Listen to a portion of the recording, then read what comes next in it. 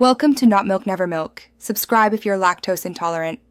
You begin by opening Notion and signing into the correct workspace. Make sure you're on the page where the file belongs. Once there, create a block or choose an existing one because Notion places files inside blocks.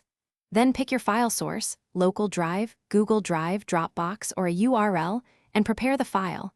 This reduces interruptions.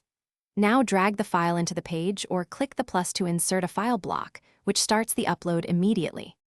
Next, you choose how the file appears. Use /commands, /file for attachments, /embed for interactive content, or /PDF to get an inline preview.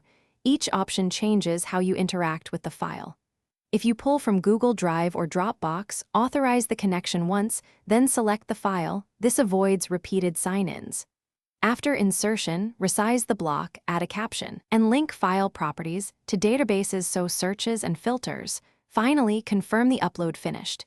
You should see an inline preview, file size indicator, or attachment icon. Once done, link the file to any relevant databases, add tags, and set sharing permissions so collaborators can access it. If something goes wrong, try simple fixes. Check your internet, ensure the file is under Notion's size limits, and clear the app cache or reauthorize cloud storage. These steps usually resolve stuck uploads and restore normal behavior.